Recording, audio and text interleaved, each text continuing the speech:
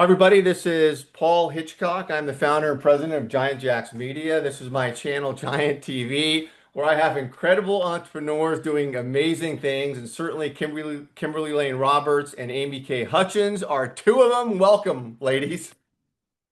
Hello. Hello, and we're glad to be chatting with everybody here. Yeah, this is great. And I've known both of you for a while. And I want to get into this because I want to first introduce you, Kimberly. And you are a Vistage chair, an entrepreneur, a trusted executive coach in Marin County, the Bay Area, my neck of the woods. Amy K, you are many things, a best-selling author, international speaker, executive coach to business owners. So let's jump into this. I want to start with you, Kimberly, and just a little bit about your background and what you're doing. Great. Background is I worked for Fortune 100 companies in the past, such as United Healthcare, GE, Genpact, Boston Scientific, mainly in the healthcare space as a top executive. And then in 2018, unfortunately, was like many of us in our journey of careers, we get laid off at one point, as with the startup at the time. And then I decided to start my own business. I too wrote a book called Connections Change Everything, which sits right behind me. You can find that on Amazon. And through that journey, which was not a direct straight line, but just trying different things. And of course, COVID hit when the book was published. So I found myself then becoming an executive coach, starting my company Performance Leadership International. And then through that journey, I became exposed to Vistage and then was asked to become a Vistage chair here in the Bay Area.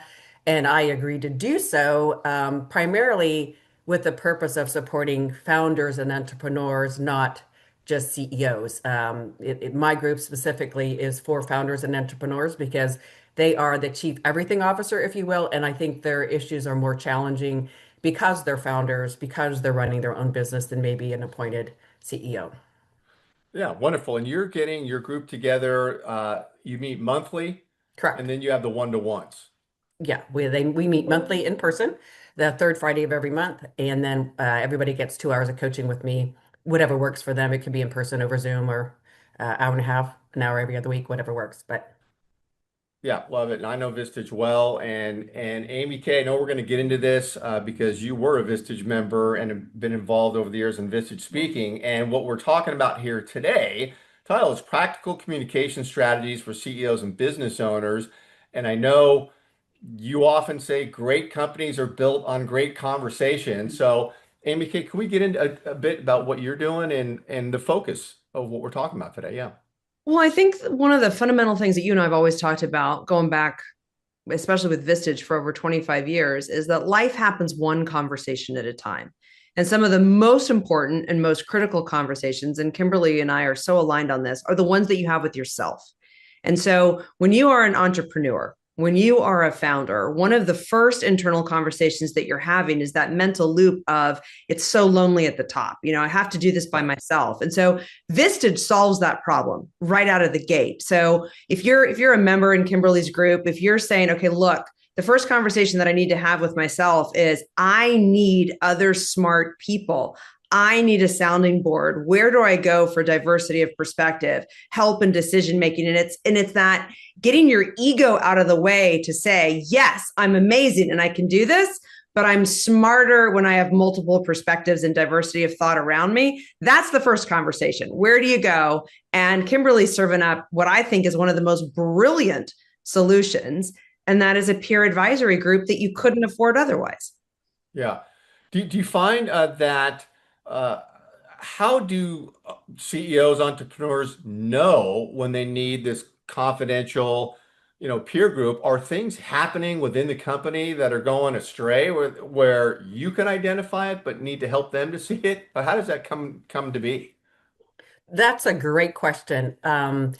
I think people think it's around the business component that, financially they're not making it, or possibly they're only scaling to the level of their competency. And that is a Yeah. true statement. However, I see this time and time again that the founder is struggling with just burnout and isolation. They're driven so hard by a need to prove something, prove they're worthy, prove to dad they're worth something, mom or that school teacher. So they're, I'd say just founders, anybody who has a strong drive, it's coming from a place of, I need to prove something, right? And they get to a point, and I've ran into this three times with my members where they're like, I'm so burnt out, I can't do another thing, achieve another thing. I feel empty and I've done so much. I'm growing this great business, but I'm lost, right? And so, and we can talk a little bit more about that. But it's not only the loneliness, the success that is very visible, but the loneliness and isolation is not. And that's where a peer group comes in. Yeah, AmyK, what would you say about that? Well, I think that, one of the things that Kimberly nailed is this concept of proving. And it's how we've gotten attention, it's how we've gotten accolades, it's how we even get awards to this day. And the most successful entrepreneurs, the most successful founders are ones who stop proving and figure out that their state of being, their presence, their playful magnetic energy shifts everything, the relationship dynamics, the sales, how they go about resolving conflict and making decisions. And so it's really easy to sit here and say with buzzwords, oh, yeah, shift from proving to more playful energy, and you're going to nail it. And everybody's like, oh, okay, but how? Like, Right. how do I start doing that? And I think that that's part of where the group dynamic comes in is we're going to take a beat. We're going to take a pause. We're going to pull you out of the day-to-day grind so that you can work on your business by working on yourself and how you want to show up first. Hmm. Yeah, it's they find that what has built their business is slowly breaking their life. And it comes to a point of miserable. They're just really, really depressed. How the group can help you, and thank you, Amy Kay, for touching base on this, is it gives you a support system because many of them have gone through the same journey or are still going through it. It helps bring in self-awareness. It helps bring alignment to who you really are and allowing you a space to show up with your fears, with your vulnerabilities.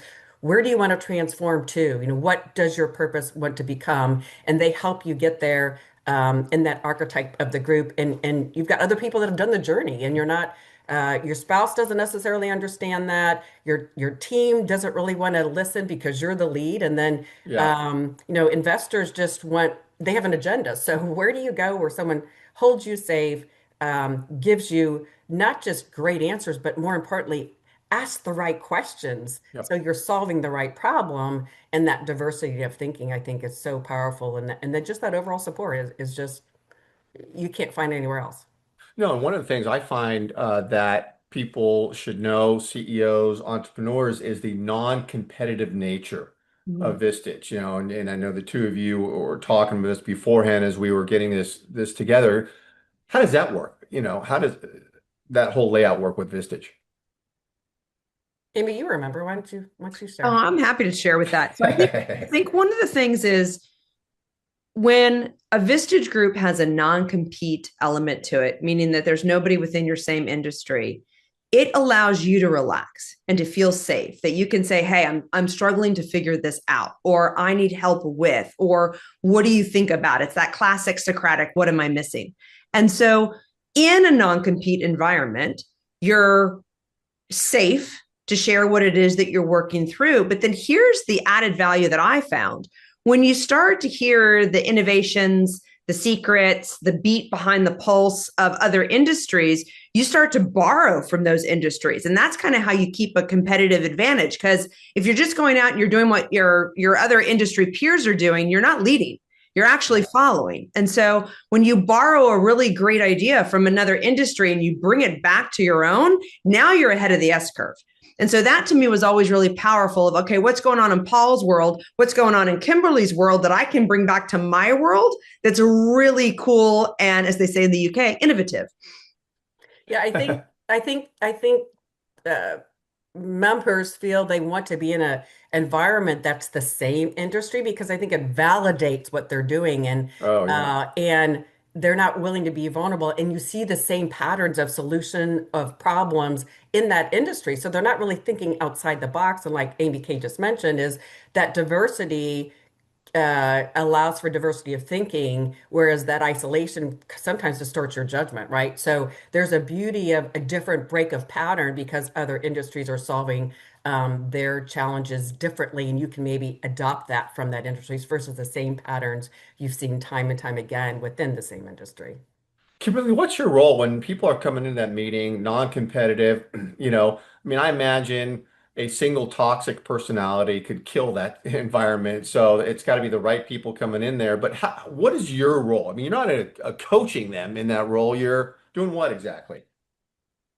So as far as the meetings are concerned, I'm really just a facilitator. I'm there. I have a rough agenda of what we'd like to accomplish, whether it's a speaker. Members get the opportunity to host a meeting and share their business challenges, and then have the group respond about what they can improve upon, what are they doing right, helping them with what their goals are for the year. But I'm really there to facilitate the conversation, so the conversations can be helpful and help each member walk away with some practical solution or information.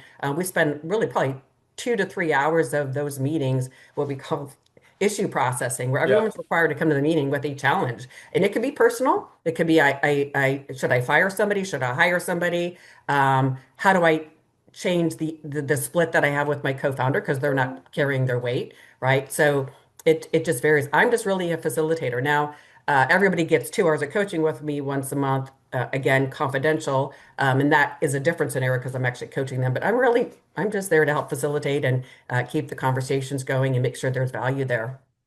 Yeah, and Amy Kay, I was going to ask you too, your experience with that, because when knowing you as well as I do, and thinking of you and a Vistage Group and your expertise in conversation and communication, I'm like, did you just take that meeting over yourself, Amy Kay, because you have so much expertise, you know? It's fun. I think I will say this sincerely because as a speaker for over 20 years for Vistage, I am really like just a value add that comes along. And there's a lot of really great speakers in Vistage. So you're exposed to incredible experts in Yep. a variety of fields that will help you grow and expand not only your leadership, but your business, your team, your culture, your financial acuity. I mean, they have an incredible cadre of speakers. But as a member, I will tell you that the inherent value of Vistage was in the executive issue processing session that Kimberly just referred to, because the quality of the peers at the table, the quality of your chair, a facilitator like Kimberly, that's where the rubber meets the road in terms of I have a difficult decision to make. I am trying to gather information about something to grow my business or to pivot. And so Kimberly mentioned earlier, when there are world events that are happening, such as the pandemic or geopolitical movements or financial crises, that's when Vistage becomes even more valuable because you get data that is real time. You get the ability of having access to economic forecasters that you wouldn't have access to otherwise, people who can actually help you predict and take very seminal points in history and say, this is how I'm going to stay prosperous or stable or steady through this event. And so as a member, it was so powerful to me to have access to so many bright minds that were making things positive in the world for so many people. And I think that that's something, again, that I say as a speaker, we're a bonus, but the inherent quality of the group, the inherent quality of your facilitator, it's priceless. Yep. Yep. Well, If I can add something too on that, please. AmyK, you're also not only part of the immediate group, say my group, for instance, but you're also part of the larger Vistage network, which is, international, right? And you could go to Germany and look up who's a Vistage chair or a Vistage member in Germany and meet them for lunch. I feel like in what I love about the Vistage community is um, there's a sense of integrity and success that people recognize when people decide to invest in themselves and join in Vistage that I've not seen anywhere else. And just the quality of people willing to help, Oh, you're in Vistage? Oh, I'll come on over and help you, or yeah, let's meet up. Or yeah, I can refer some people to you. So there's just, I don't want to call it a sorority fraternity necessary, but there is some integrity that I love there, being a Vistage member and a chair in the entire network. I think it's over 45,000 CEOs you can be connecting with all over the world. No, yeah, awesome. And I've got to ask you, start with you, Kimberly, because I've heard in your blogs, your content, your posts, that what got you here won't get you there. And so that's a theme. What does that mean? Well, that comes from my own personal journey of what I like to call life character building exercises. I was a very successful executive, but I also was a workaholic. And I too got to that point where I was burned out and all I had was work and I achieved everything I wanted to. But where was I? I wasn't in a relationship. I wasn't part of my community. All I did was travel and pack and repack and unpack. Yeah, And I just had this realization, what else is out there, right? And yeah, I hit that burnout mark. So I call that Act One. We talked about it earlier about people are driven and succeeding based on this proven energy. Or I have coached some CEOs that are just afraid of ever being poor again. They remember those days they couldn't have any food, so they're literally falling asleep at lunch at their desk because they don't really allow any time for lunch, and or they're just back to back to back, even though they have the plane, trains, and automobiles, right? So it gets to a point for Act Two, which is going to get you there. So your drive and that proven energy got you here, but then now you've hit a wall that AmyK had said, and now you've got Act Two. So what does that look like? And it becomes you have to find a new way to matter. AmyK mentioned a way of being, right? Not doing, not slowing down, not doing more. It's about a new way of being, a new way to matter. And so that's what that Act Two is, which will get you there. And that's where that group helps you transform to find out what is your purpose, where you misalign in your and how you show up at work or what you're doing, right? And where do you find meaning and purpose in your being and also in what you're doing and changing that to Act Two. Because I believe when you're following that part of it, it's easier to achieve that success. You're enjoying the journey, not just waiting to arrive. And that shift to Act Two, it can just be really a beautiful experience for people. I've seen it happen. I've coached them through it, and it just to see people so unbelievably happy and joyful and having success is just really, really a gift to be part of that process. AmyK, how would you chime in on that? Well, I think it's interesting. I had a phone call this morning with a CEO who is conflict avoidant. And it came out on our call that it was a survival tactic growing up in a household of 9 kids where Ooh, people were, constantly in conflict, right? So he learned how to be steady. And we were having this conversation, pretty tough love today, of his avoidance of conflict is coming at a cost.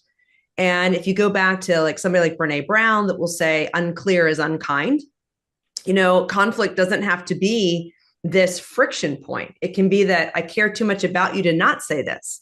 I need to be your mentor. And so we were just changing the conversation in his own head about exactly what Kimberly was saying. Like, what got you here isn't going to build the team that you need in your second act. And so wow. it's learning how not to be conflict avoidant. And so that's a very personal story for him about what got him to be successful, avoiding conflict, staying steady, being neutral, waving, the flag of Switzerland was not going to get him to where he needed to be going forward. And I think that's what, chair facilitators are doing all the time is saying, look, we might have to unpack your ego. We might have to do some unconditioning. And Kimberly nailed it.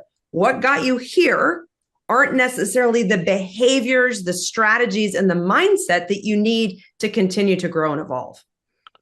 Well, so a follow-on question to that is when you talk about that, what got you here won't get you there. You both mentioned that on a personal level, personal growth, fantastic. That obviously translates into the business too, right? What got the business here is not going to get the business going, but they're connected, obviously, aren't they?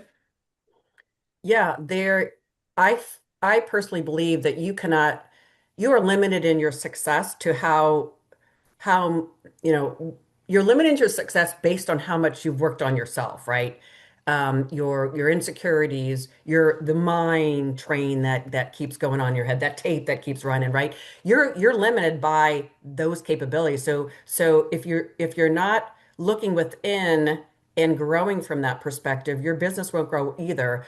I do also have one member who has on this transformational journey of where he was living in a life of non-alignment and even in his business, and he's literally taken a year off to kind of become aligned in his life personally. He's making changes in his relationships, um, and his business is thriving because he's realigning his business as well, and it's much more enjoyable for him. Work isn't just work, because its own company. It's his Yep. purpose, right? And it's hard to explain if you are in that mode where you're just in that proving mode, and because you haven't taken a moment yet to feel like, oh, I'm missing something here. I'm really empty, right? And so, does that answer your question? Yeah, no, it's great. And Amy Kate, your insight on that, do you run into this too a lot on your one-to-ones? Well, I think that what's so important is that everything is changing so rapidly that we get caught up in the wrong conversation. Like we're clutching our pearls, like, oh my gosh, AI is coming, or or biotech is changing, or Yeah. change is constant, right? And so it's really kind of taking that beat and that pulse to step back and say, what of all these changes are going to matter most to our customers? What of all these changes are going to matter most to our supply chain and logistics? What of all these changes can we harness and then wrap our collective intelligence around it so that we can maximize the ability to grow?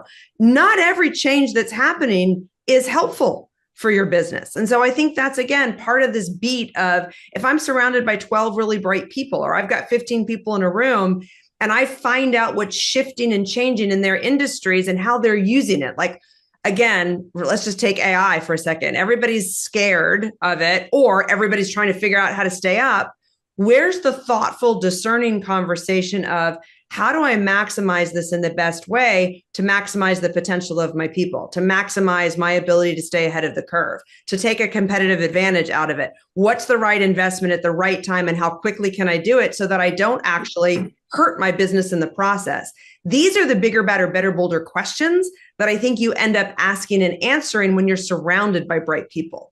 I love it. I love it because I have these discussions too. And I often say in my industry that, everyone is racing to AI, agentic AI. I Hmm. need to get AI. I need to get AI, but they don't have proper hygiene on the front end, Yeah. right? It's like, do you understand? You got to have this over here solid, your workflows, your processes, before you start going crazy with AI, what you can plug into this. But if your hygiene is off, then this is just going to be AI illness all over your business. So I think it plays into your point there.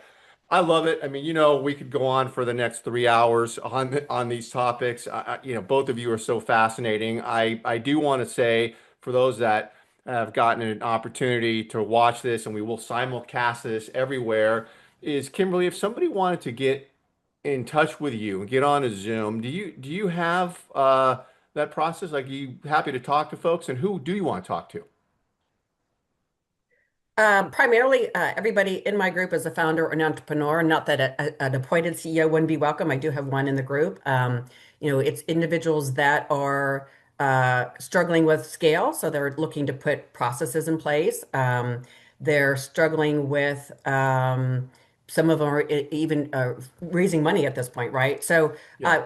I'm really looking more for founders. I think and entrepreneurs fit better in the group than, say, an established CEO that's making 15 million above and who's been an appointed CEO.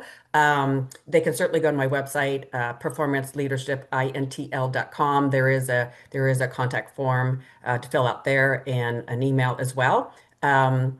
I just ask that, if you're burnout or you feel isolated, that's not a weakness at all. It's just a signal that there's room for you, and we'd love Yeah. to have you in it, right? Sincerely, it's a fun group, lots of community, lots of information sharing, as Amy Kay has mentioned, and speakers, information, resources, and most of all, growth of your business and actually yourself too.